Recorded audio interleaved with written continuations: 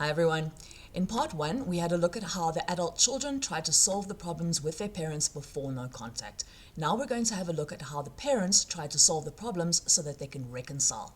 If you've seen me before, you'll know that I do a lot of my research on forums for estranged parents, and I went back to them to show you what happens when the adult children are no longer around to offer solutions and the parents decide to step up. The parents' first solution is to keep this dynamic backward by deciding they are the victims. There really is no way to actually be the victim in a shit show they caused, refused to stop, and then went out of their way to make worse, but these parents give it one hell of a go anyway. And the best way to ham up any victimhood is to swear they did nothing to deserve it.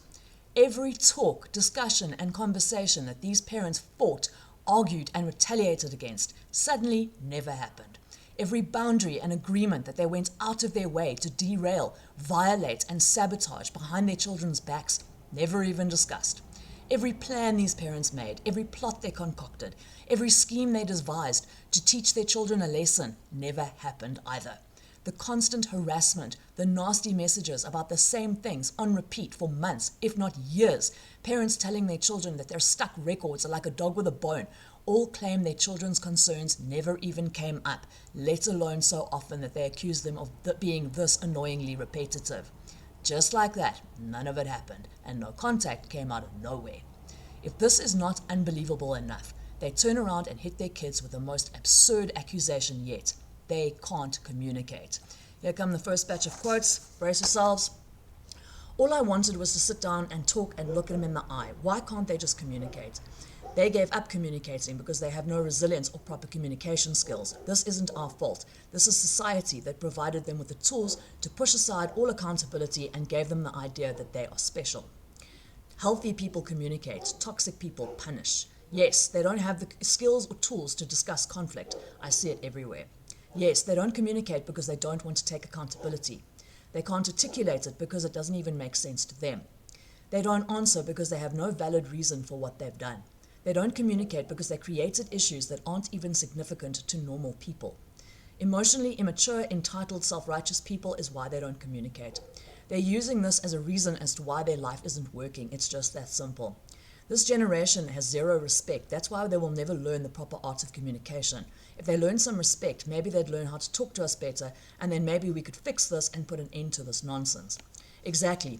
I just want this to stop, but they won't even talk to me. So how can I? These adult children have communicated until they had nothing left, but now they're the ones with the communication problem. They could have a PhD in communication methods by now, and a sainthood for the absurd amount of patience, understanding, and fortitude it takes to explain to a grown adult for the 1000th time that attacking people for no reason is wrong. But here we are. If you are stuck in the shock of the sheer audacity of this ridiculous turn of events, please know that these parents aren't referring to any of the communication during contact. They are referring to the lack thereof after, which is a major difference in how we do things. We try to fix things before they fall apart, and our parents arrive long after it's already happened to throw their weight around when it's too late. Yes, no contact means no communication, but if these parents had just made a few better choices when their children had begged them to the first 1000 times, well, they wouldn't have to find a way out of this, now would they?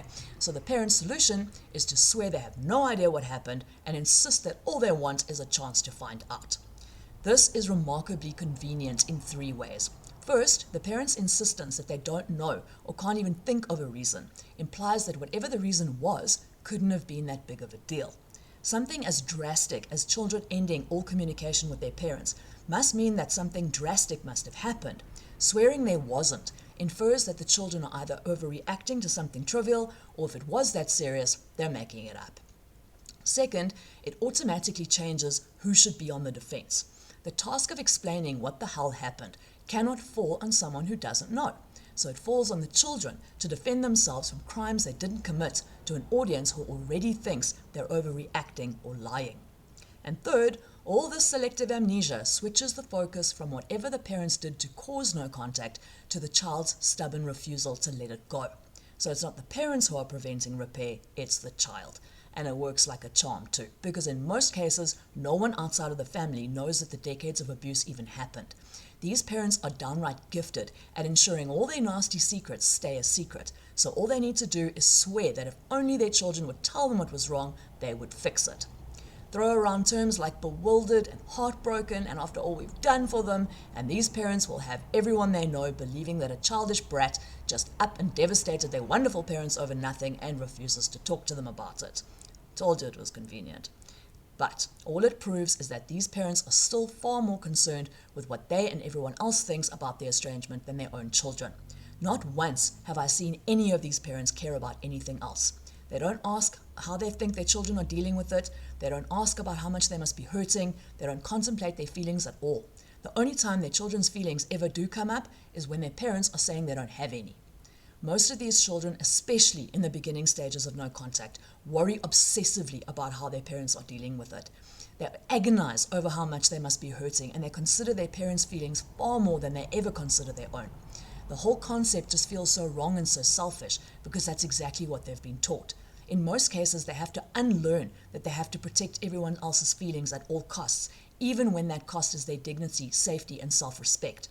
They can't just accept that they have to protect their own feelings. They have to learn that they matter first. When they do, and they find out just how little their parents care about their feelings after no contact, it gives them a damn good idea as to how little they cared during, and an even better idea that their parents' reputations have always and will always come first, no matter what these parents have done to tarnish them, and no matter what they have to do to their own children to restore them.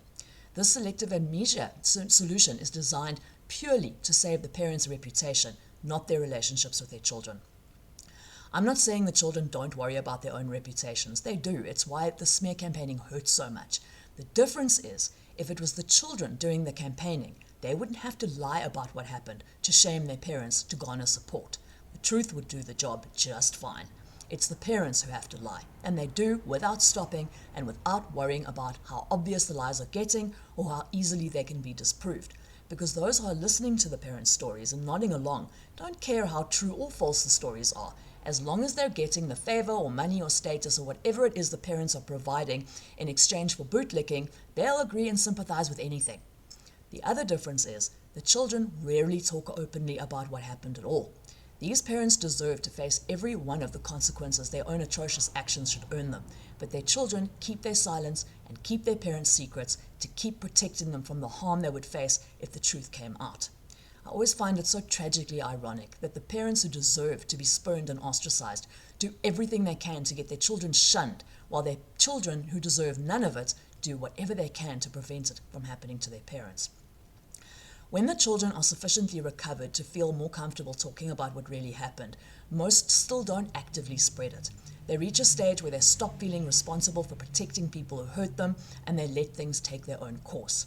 They accept that it's inevitable that people who lead miserable lives are bound to face miserable consequences. So when they do hear that a parent is reaping them, all they can do is shake their heads and keep going. They don't jump to do the damage control it takes to save their parents' reputations, smooth things over, and restore some sort of peace in their families anymore. And they understand that being hated for that is just another thing they have to accept. It hurts, but the fact is, blaming one person for neglecting to fix, alleviate, or hide the depravities another adult refuses to stop committing is ridiculous. One of these parents' favorite sayings is that their children burn bridges. Their children didn't burn anything. They just stopped putting out fires they didn't set. Now the parents are stuck having to deal with the messes they keep making, but instead of just not making a mess, they blame their children for not being there to clean it up and add heartlessness and cruelty to the lengthening list of their children's crimes. What these parents put their children through during contact may still lurk in the shadows, but the hell they drag them through after is extremely telling and says far more about the parents than it ever will the children. These children are described as evil incarnate, but is it the children who threaten and stalk and defame? Is it the children sending menacing messages and sinister packages? It is not the children recruiting flying monkeys and adding juicier stories to smear campaigns. They just want to put the abuse behind them, while their parents try to strip them of their safety, incomes, credibility, and support systems, and pray daily for their own children's downfalls, disgrace, and ruin. The children just want to be left alone, while their parents want to destroy their lives whether they're in them or not. But I've never seen the adult children actively plotting or wishing their parents any harm. Consequences maybe, some justice, sure, but never ever harm. If these children knew that their own parents wished them misery when all they wanted was their family's happiness, no contact would have happened immediately, not decades after trying to prevent it. Brace yourselves. These kids have never deserved the start we gave them in life. I've had to watch them buy homes and cars and everything. I'm sick of pretending to be happy for them when I know they deserve none of it. My son's divorce is definitely on the cards. I started seeing it to it the moment they walk down the aisle. That'll be a great day. I'm just waiting for my grandchildren to leave my daughter. I made sure they knew the truth about her incompetence as a mother since they were tiny, and I'll be here waiting for them when she runs out of luck. His money won't last. I've been telling his company what a liar he is for years. I can't wait for the day he and that bitch he married are broke so I can finally laugh. Her perfect little life will fall apart eventually. I know her marriage for what it really is. I've been saying it for years. Maybe then she'll regret not listening to me from the start. She'd better enjoy her perfect little life while it lasts, because I won't, and I can't wait. The next solution is to send gifts or money. The parents still need to prove that they are the unappreciated victims here, and what better way to do it than with a bit of manipulative martyrdom. Even though their kids have crushed them, they can still find it in their hearts to be the loving, giving parents they always were. All they have to do is wait for the gifts to return unopened to prove their dedication and their children's ingratitude, as well as their refusal to communicate, not even to say thank you. This childish little game pisses the adult children off no end. They know exactly what the gifts and money represent, and they know exactly how the parents will respond if they're not accepted. It doesn't just irritate them that their parents are still choosing blackmail over parenting. It shocks them that they think a present or two is all it will take to work.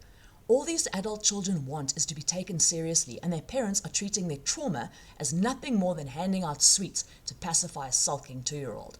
So this little plan backfires too. The children stop feeling guilty for not accepting the gifts, and they stop worrying about what everyone is going to say about it, because there is no point arguing with anyone who thinks that money or presents buys the right to communication or the rights to forgiveness, let alone the right to abuse plus a thank you card. Children may be pissed off for a while, but it's nothing on the parents. They are livid. This is actually an infuriating position these parents have gotten themselves into. First, how are they going to attach the massive strings to every gift if their brats won't even open them? And second, these parents don't want to give their children a damn thing, especially if it can't be used for blackmail. But if they don't, how are they going to maintain their martyrdom? Here we go.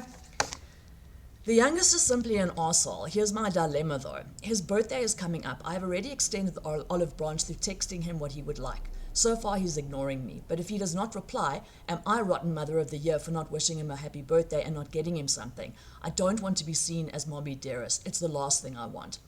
You keep sending cards and presents, especially to the grandchildren. Everyone will know that we are not the ones being so pathetic and petty.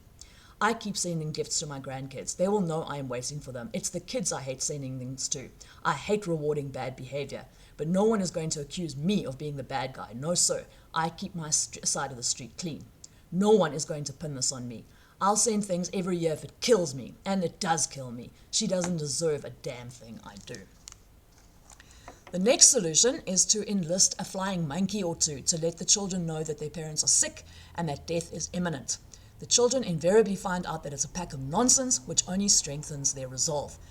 Because all it proves is that their parents are still not on board with healthy solutions, and they still don't care how low they have to stoop and how shameful things have to get. Not even death is sacred. It proves that they still don't want to base the longevity of their relationship on love and trust. They are still perfectly happy to base their relationship on fear and shame. And if selective amnesia, gifts, or money don't work, death will do. If the entire relationship is based solely on the threat of their impending deaths, that is absolutely fine with them. For the adult children who have gone through this or going through this, how many times did you hear "you'll miss me when I'm gone" or "you'll be sorry when I'm dead" whenever you stood up to a parent? More than once, I imagine. It's no wonder estranged children are so worried about their parents' illnesses, deaths, and funerals after no contact. They've been weaponized for so long that all you have to do is mention a parent's mortality to send them into a panic. But that's the toxic dynamic at its best. Death isn't exclusive to just parents, and if death was a reason to reconcile, surely it should work the other way around too. Shouldn't the parents feel obliged to mend fences, bury the hatchet, heal the rifts, and all the other crap their children are expected to put up with before it's too late, or in case the parents regret it? Nope, only the parents' death counts. The way they think of their children's is one of the most atrocious things I've ever seen. Please brace yourselves a little steadier this time. This next batch of quotes may be difficult to hear.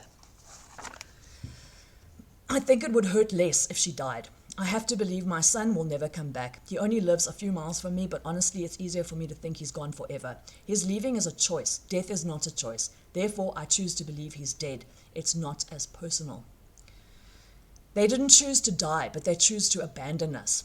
If they were dead, there would be a reason they are not contacting us. If they were dead, they could no longer be cruel. They wouldn't be contacting you because they couldn't. If she had died, the memory would certainly have been devastating, but it would have been a good memory that I would have been happy to have. I am so relieved that I'm not the only one that buried my son 20 years ago, even though he is still alive. It's different because we know they could have chosen differently, but they don't, and that is so painful. Others who are deceased don't have that option. So unfair. I understand. It's a choice. Death is not a choice. Estrangement is. I know exactly how you feel. It would be easier if they had died, because then them leaving us isn't personal. Yes, so many people want to know how she is, and I don't know the answer. I would if she had died.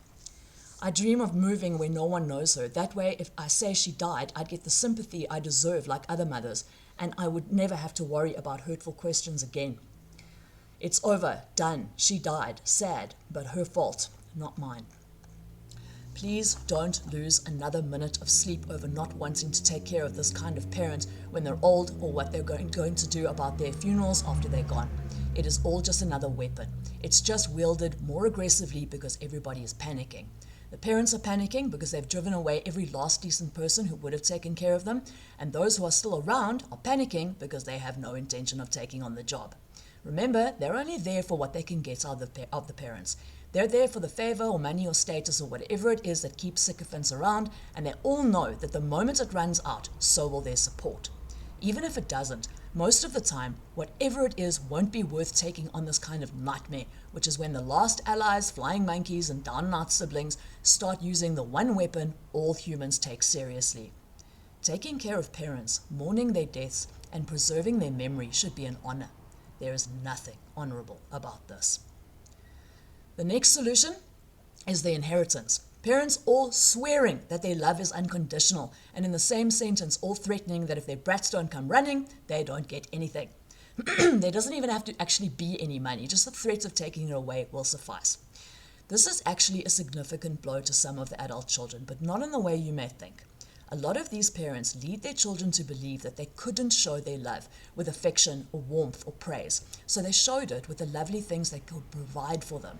Starved of any form of love or care, these children have no option but to believe them. So when their parents threaten to take the only thing that ever proved their love away, this easily and this menacingly, their children have to face that the few happy memories they did have weren't sacred and separate from the toxic cycle, but a part of it.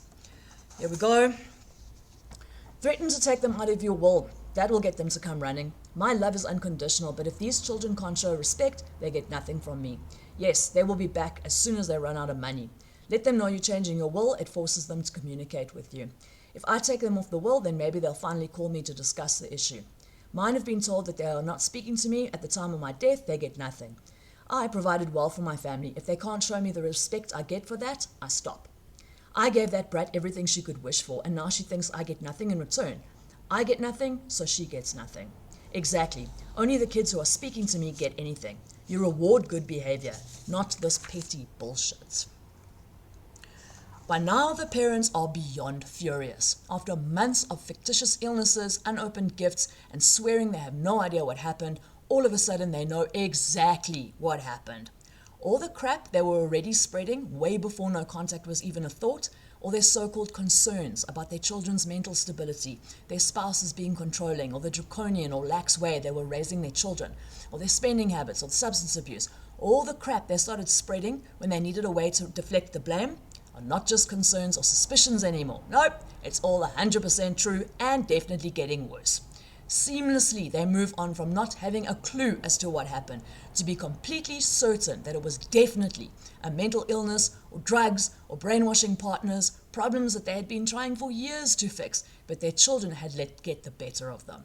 If they really can't find something or someone to put it on, they blame social media or therapy or the entire generation for being entitled and amoral with no values.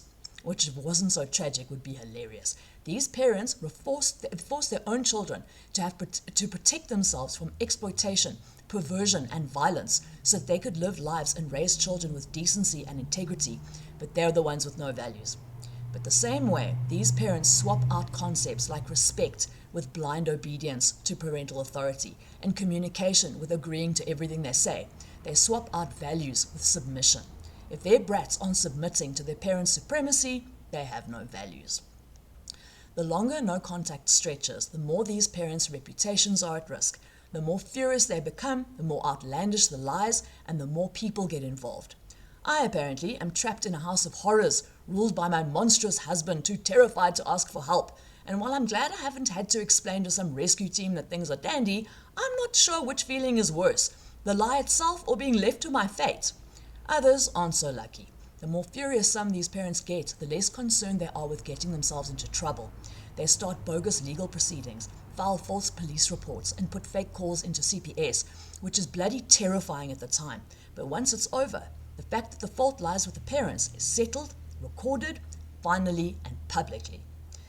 Even if the parents don't go this far, their smear campaigning still backfires in two ways. First, the parents, excited about the amount of allies they can collect, can't help but invent wilder and more tantalizing stories. But the better their children do without them, the more people are likely to notice, the more the parents panic, and the worse the stories have to get. As the stories get more and more shocking, the more people can see that they are blatantly untrue. So instead of being shocked at the story, they are shocked that a parent would invent such a thing about their own child, let alone spread it like it was the gospel. Second, those who do believe the lies go through a process called the trash taking itself out. By now, the adult children are so sick of the revolting display of lies and deceit, they want nothing to do with anyone who would believe them. Losing their parents is devastating enough, but the people they were close to, who watched them grow up, and who know damn well that they are not even remotely capable of doing what their parents are accusing them of, goes from devastating to sickening fast. These adult children are done being confused and hurt by what they thought were their support systems, defending their parents and spreading crap everyone knows isn't true, that they simply stop entertaining it. They can't keep trying to defend themselves to people who have already decided to pick the side that offers the most benefits over the one that only offers the truth. And if they let the trash take itself out of the door, back to their parents. If the busybodies and do-gooders really did want to help anyone but themselves, they tried to help put a stop to the abuse, not try to silence, shame, and coerce a child into going back for more. The parents' next solution is just to wait it out and leave it with God, or karma, or whoever these parents decide is in charge of time and fate. They ask for prayers, as if only some metaphysical force can fix this terrible fate that has befallen them, as if the responsibility for how things are going to turn out falls on the benevolence of something otherworldly instead of on the parents' own choices and conduct. Some of these parents, who scoffed at anything remotely spiritual or healing, who'd never been to a temple or a prayer circle or drumming circle a day in their lives, convert to gurus overnight just to have someone or something else to blame. Those less religious blame other forces they can't possibly fight or control, the most popular by far being a socially engineered estrangement epidemic run by a network of evil therapists using the TikTok to brainwash all children into hating their wonderful parents. The billions of children who don't are just lucky enough not to have TikTok, not lucky enough to have had better parents. My point is, this is how adamant they are that they are not wrong, and they don't care how bizarre these conspiracies need to get, or who or what or where they pin the blame, as long as it's not on them. Their adamance and determination to escape accountability goes from unbelievably juvenile to maniacally desperate, so desperate that they have to get the gods or the fates or the government involved to sort this out. But they're not calling out for guidance or wisdom or understanding. They're calling out to make their children see the light, mend their ways, and apologize so that things can go back to normal. Yeah, normal. If the gods can't manage to turn their terrible children right, all is not lost, because they can smite them instead, as a lesson to all children who defy their betters and refuse to stay in their God-given place. Brace yourselves, cross yourselves, you pick. We must trust in God to force our children to see that they are wrong. Why can't they just accept that they are wrong? Exactly, just like the prodigal son, our children must be made to see their mistakes before they can mend them. I have always been a Christian, but I like the idea of karma. These brats will get what's coming to them, so they know how wrong they are to do this to a parent. Exactly, honor your mother and father. What is so difficult to understand? That's right, time heals all. God will punish them. Trust him. It just takes time. Unfortunately, time alone doesn't heal anything. It depends on what you do with that time that counts. I don't book one session with a client, figure out what's wrong, and then tell them to come back in 6 months because everything should be fine by then. Oh, we work our asses off and we get results. But these parents don't see it that way. And if time won't fix or smite their brats enough to force them home, the next solution is to eliminate this generation and wait for the next one. Brace yourselves. There will be no going back for us. We are just waiting for the grandkids to get old enough and reach out on social media. This is the reason for all the kids' photos on my Facebook cover. Someday. Yes, that's why I keep sending gifts to my grandchildren. They will know their mother is a bitch and I'm here waiting with open arms. I don't care if I never see any of my disgusting kids again. I hope I don't. But my grandbabies, I want my grandbabies. And I will let them know in any way I can that I didn't abandon them. My kids can go straight to hell. It was their choice and it was unforgivable. One day my grandchildren will find me and I will be whole again. There is a lady that we know that is estranged from her grandchildren for 5 years. Her daughter was killed in a car accident and after a year she reached out to them on Facebook. This gives me hope to meet my grandchildren again someday. If you're into some karma of your own, this one backfires beautifully too. I have yet to meet an adult child who is a parent themselves who hasn't put their own children at the very top of the list of their reasons for no contact. They repair the damage, they keep their children as far away from possible as from those who doubt it, and they go on to raise children so beautifully and so thoughtfully that even if their children did meet their grandparents, they want nothing to do with them. Breaking the cycle means that this generation grows up with no time for bullying or people-pleasing or toxic guilt trips. They stand up for themselves and others with a confidence and poise that would take your breath away. And they are in no danger of falling for the manipulation from anyone, let alone their grandparents. These kids know without a shadow of a doubt that blood does not buy the right to abuse, that respect is earned, and that courage, kindness, and fairness is the way to do it. I'm going to end this diabolical list of solutions with when an adult child does reach out or the parent suspects they're going to. When an adult child does reach out, they usually start with a boundary, and even if they don't, the parent is certain they will. You would think that after months and years of wailing, plotting, and praying, their parents would have at least be open to hearing it. I mean, they all say they'd do anything to see their children and grandchildren again, but apparently not anything, because the moment the adult child says, "Hi, mom or dad, let's try talking," the frenzy over boundaries starts all over again, and oh my God, we're back to brats thinking they can get to tell their parents what to do. If these parents catch even a whiff of a boundary one more time, they will spontaneously combust. So the last solution is to set some of these hated boundaries of their own. Brace yourselves. My daughter doesn't respect me, so I started to respect myself by setting my own boundaries. I have my terms for how reconciliation will happen. My terms. I agree. You don't let your children do this to you when they were 5 years old. No, because you are the parent. You would not allow this from them at age 11 or 16 either. You are the parent then and now. Do not do it, and don't let them hijack you overseeing your grandchildren. You are still the parent. Lay down the law about being respectful. If they won't cooperate, don't go begging them for another chance. He needs to make an apology for causing so much hurt. This exactly. Be sure he takes accountability for his side of the situation and all the pain that he has caused. I've said since then too. Getting back into my life will not be as easy as it was to walk out of. My kids must prove that they have respect and they will never abuse me again. He must understand that families stick together no matter what, that arguments are normal. And very importantly, no child treats his or her mum so disrespectfully. No, ma'am, I am not a dumb animal, nor will I be thankful for crumbs. I will not allow a child who should show at the very least respect towards the mother who birthed them to treat me with such disregard and allow said child to assign me my true worth. I had worth long before they were born. I have worth now. Trying to get another to change their mind on that is a waste of time. Exactly. I told my daughter, you know where we are when you wish to apologize. All these parents hoping and praying to reconnect, to leave the past in the past, to forgive and forget and move forward. And the moment their hopes and prayers are answered, the first thing they say is, remember all the revolting and repellent rules that drove you away? Well, listen up, Missy, here are a few more. What the hell happened? And the answer is nothing. Nothing happened. Because they don't want connection. They never did. And if anyone needs forgiving, it's these rotten kids who they will never forget, embarrass them and force them into doing all this damage control. And they certainly don't want to move forward. They want to move backward to the way things were, but this time with a string of even more revolting conditions, so their brats will think twice about ever stepping out of line again. The same way they swap out concepts such as respect with authority, communication with deference, and values with submission is the same way they take "get back under my thumb and stay there" and call it reconciliation. If these parents really did want to reconcile and move forward, why are they recommending self-help books like Fuck Them Kids? Why are they following therapists who teach them how to lay down the law instead of how to listen? Why would they go looking for advice on support groups full of parents who are still estranged, where every time a member dares even mention the words reflection, accountability, or honesty, they are crucified and banned in seconds? These parents aren't asking for the best ways to understand and connect with their children.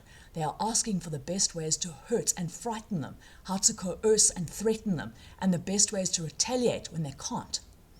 I'd also like to point out that a lot of the time, it isn't what happened in childhood that leads to no contact. The deciding factor is what happens after the adult children try to fix things.